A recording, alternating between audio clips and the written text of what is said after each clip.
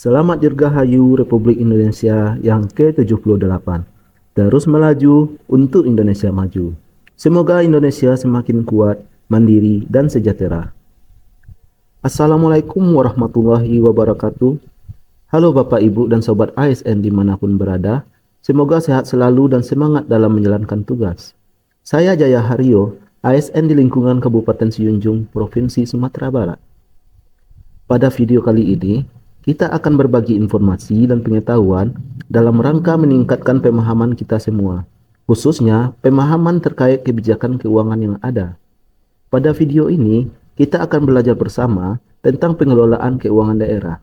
Jika ada kekurangan pada penjelasannya, saya mohon maaf terlebih dahulu. Jadi mohon tinggalkan kritik positif dan membangun ya Bapak Ibu dan Sobat semua. Baiklah, izinkan saya untuk menjelaskan tentang pengelolaan keuangan daerah. Tata kelola keuangan daerah adalah salah satu perwujudan pemenuhan hak-hak masyarakat yang mungkin selama ini terkesan pingkan. Hak-hak untuk mendapatkan pelayanan kesehatan yang baik, hak-hak untuk mendapatkan pendidikan yang cukup, serta hak-hak untuk meningkatkan taraf hidup yang wajar. Pengelolaan keuangan daerah yang baik akan menjamin keberlangsungan program-program daerah yang inovatif dengan tujuan akhir adalah peningkatan kesejahteraan masyarakat, baik dari segi ekonomi, kesehatan, ataupun pendidikan.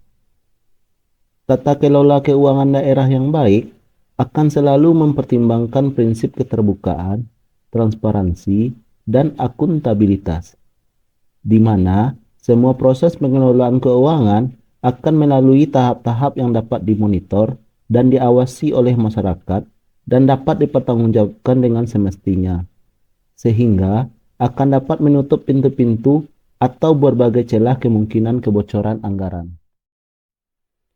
Yang dimaksud dengan pengelolaan keuangan daerah seperti yang telah ditetapkan dalam Peraturan Pemerintah Nomor 12 Tahun 2019 tentang pengelolaan keuangan daerah, serta Peraturan Menteri Dalam Negeri Nomor 77 Tahun 2020 tentang pedoman teknis pengelolaan keuangan daerah. Pengelolaan keuangan daerah adalah keseluruhan kegiatan yang meliputi perencanaan, kemudian penganggaran, pelaksanaan, penatausahaan, pelaporan, pertanggungjawaban, dan pengawasan pengelolaan keuangan daerah. Tata kelola keuangan daerah yang baik harus bisa memastikan seluruh kegiatan ini berlangsung dengan baik dan melalui proses yang bersih, transparan, dan akuntabel.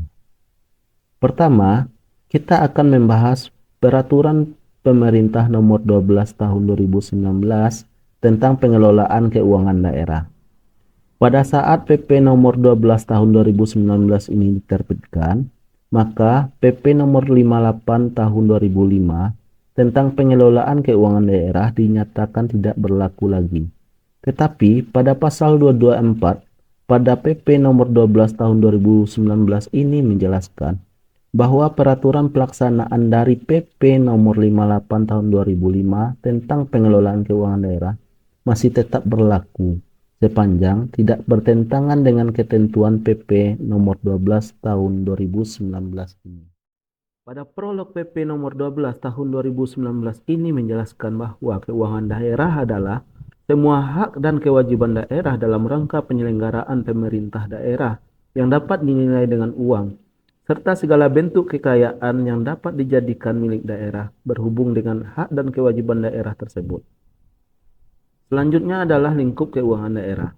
Ada 6 lingkup keuangan daerah. Yang pertama, hak daerah dalam memungut pajak dan retribusi daerah serta melakukan pinjaman. Yang kedua, kewajiban daerah untuk menyelenggarakan urusan pemerintah daerah serta membayar tagihan pihak ketiga. Yang ketiga, penerimaan daerah. Yang keempat, pengeluaran daerah.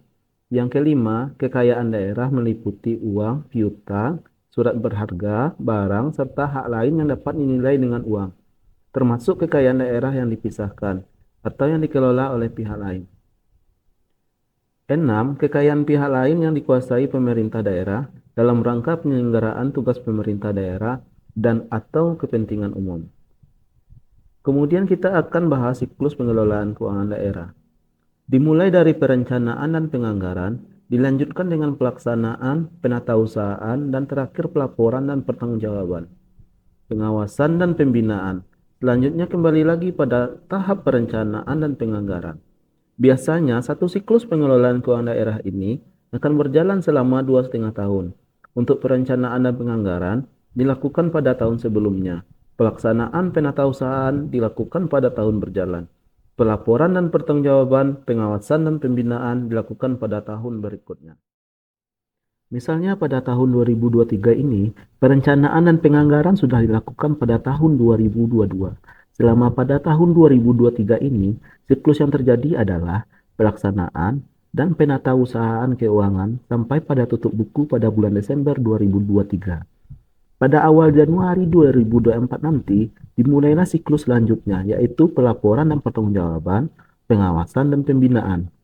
Nah, kita singgung sedikit Permendagri nomor 77 tahun 2020. Pada peraturan ini menjelaskan pengawasan dan pembinaan dilakukan pada setiap siklus yang terjadi. Maksudnya, pengawasan dan pembinaan ini dilakukan mulai dari perencanaan dan penganggaran hingga pada pelaporan dan pertanggungjawaban nih Bapak, Ibu, dan Sobat semua. Berikut kita akan bahas tentang azas atau prinsip. Azas umumnya, satu, dilaksanakan secara tertib, efisien, ekonomis, efektif, transparan, dan bertanggung jawab. Yang kedua, memperhatikan rasa keadilan, kepatutan, manfaat untuk masyarakat, serta taat pada ketentuan regulasi. Yang ketiga, dilaksanakan dalam suatu sistem terintegrasi dan diwujudkan dalam APBD. Baiklah, ini adalah subjek atau pengelola keuangan daerah, terdiri dari kepala daerah, sekda, kemudian ada kepala SKPD, ada kepala SKPKD, di bawah kepala SKPD sebagai pengguna anggaran, ada bendahara, PPTK, kuasa PA, dan PPK SKPD. Oke, kita singkat saja ya Bapak, Ibu, dan Sobat ASN semua. Berikut adalah pokok-pokok perubahan Peraturan Pemerintah Nomor 12 Tahun 2019 tentang pengelolaan keuangan daerah. Yang pertama, penegasan kepala daerah berkedudukan sebagai pemilik modal pada perusahaan umum daerah atau pemegang saham pada perseroan daerah. Yang kedua, pejabat fungsional umum dapat menjadi PPTK apabila tidak terdapat pejabat struktural. Yang ketiga, pengaturan daerah tidak memenuhi alokasi belanja sesuai dengan ketentuan peraturan perundang-undangan. Menteri Keuangan melakukan penundaan dan atau pemotongan penyaluran dana transfer umum setelah berkoordinasi dengan Menteri Dalam Negeri dan Menteri Teknis terkait. Yang keempat, merinci tugas tim anggaran pemerintah daerah atau TAPD. Yang kelima, perubahan struktur APBD. Yang keenam, pengaturan pemberian tambahan penghasilan kepada pegawai ASN daerah berpedoman kepada peraturan pemerintah. Dalam hal belum adanya PP, kepala daerah dapat memberikan tambahan penghasilan bagi pegawai ASN setelah mendapat persetujuan menteri. Yang ketujuh, penegasan kepala daerah menetapkan rancangan KUA atau kebijakan umum APBD dan rancangan PPAS atau prioritas dan plafon anggaran sementara berdasarkan RKPD atau rancangan kerja perangkat daerah apabila kepala daerah dan DPRD tidak sepakat. Yang kedelapan, pengaturan kegiatan tahun jamak dapat melampaui akhir tahun masa jabatan kepala daerah berakhir untuk kegiatan tahun jamak yang dimaksud merupakan prioritas nasional dan atau kepentingan strategis nasional sesuai dengan ketentuan perundang-undangan. Yang kesembilan, dalam hal hasil evaluasi APBD daerah tidak ditindaklanjuti oleh gubernur dan DPRD, Menteri mengusulkan kepada Menteri yang melaksanakan urusan pemerintahan di bidang keuangan untuk melakukan penundaan dan atau pemotongan dana transfer umum. Yang ke-10, pengaturan dalam melakukan evaluasi rancangan Perda Kabupaten Kota tentang APBD Gubernur sebagai wakil pemerintah pusat berkonsultasi dengan Menteri Dalam Negeri dan selanjutnya Menteri berkoordinasi dengan Menteri Keuangan. Yang ke-11, pengaturan dalam hal pengelola keuangan daerah yang berhalangan sementara. Pejabat yang berwenang dapat menunjuk pejabat lain untuk melaksanakan tugas pengelolaan keuangan daerah. Yang ke-12, pengaturan penyusunan dan penetapan anggaran pendapatan dan belanja daerah bagi daerah yang belum memiliki Dewan Perwakilan Rakyat Daerah. Ke-13, penegasan penggunaan bagan akun standar dalam mewujudkan statistik keuangan pemerintah dan laporan keuangan yang terkonsolidasi, proses perencanaan, penganggaran, pelaksanaan anggaran, dan laporan. 14. Penegasan sistem pemerintahan berbasis elektronik dalam pengelolaan keuangan daerah. Baiklah, untuk selanjutnya adalah arah kebijakan.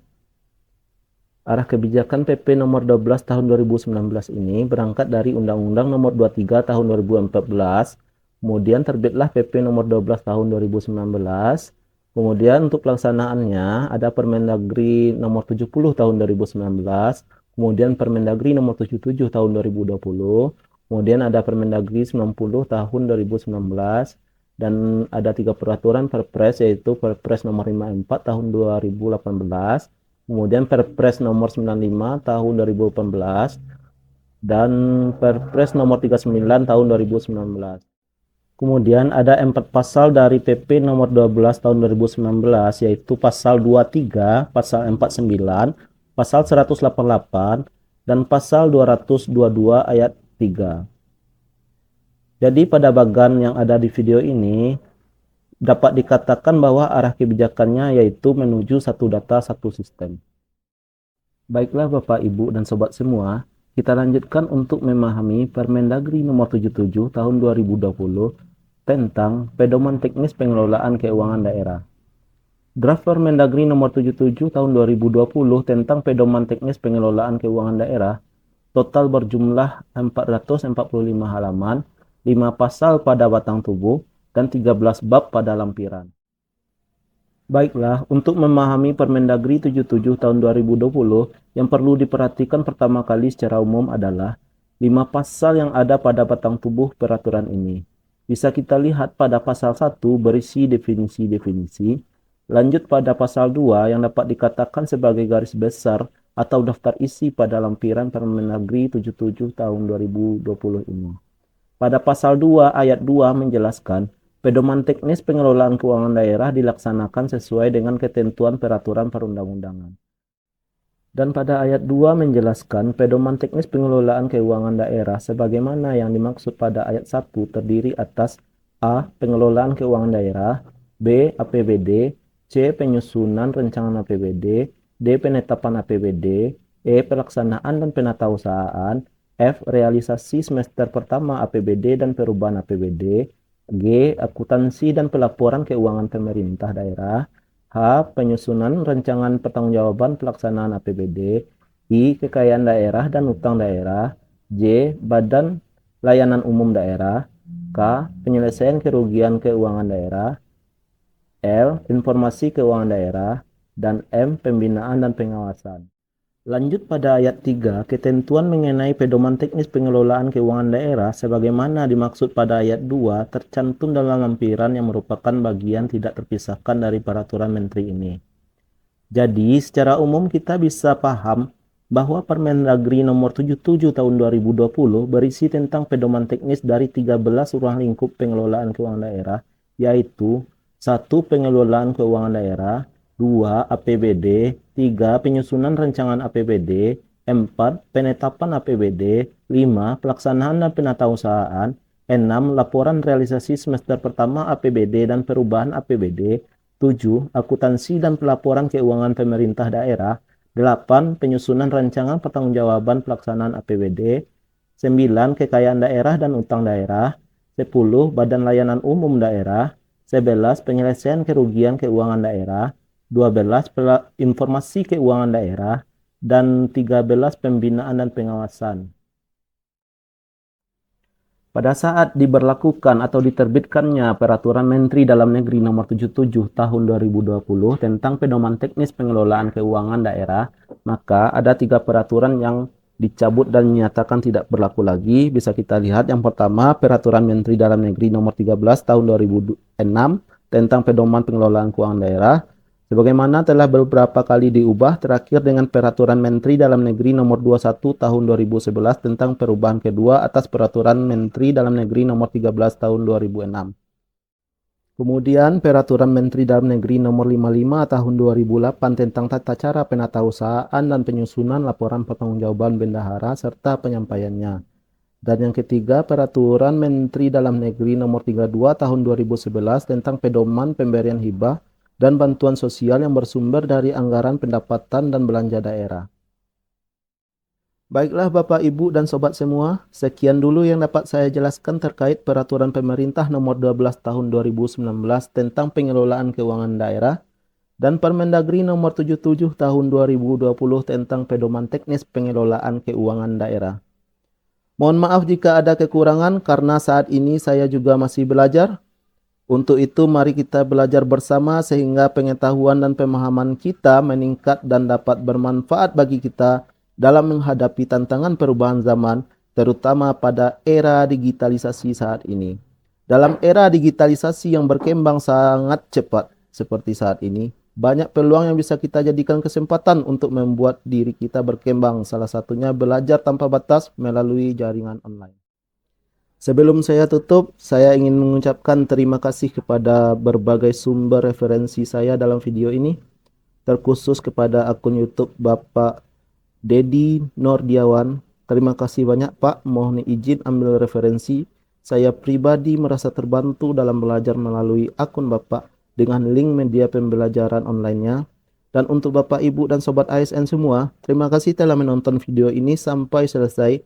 Bagi Bapak, Ibu, dan Sobat semua yang ingin belajar lebih lanjut tentang Permendagri 77 tahun 2020 secara online, saya merekomendasikan untuk mengakses media belajar online Permendagri 77 tahun 2020 yang disediakan oleh Bapak Dedi Nordiawan. Untuk linknya saya sertakan di deskripsi ya. Sekian dulu Bapak, Ibu, dan Sobat semua. Mohon maaf jika ada kekurangan dan kesalahan. Saya akhiri, wabillahi taufiq wal hidayah. Assalamualaikum warahmatullahi wabarakatuh.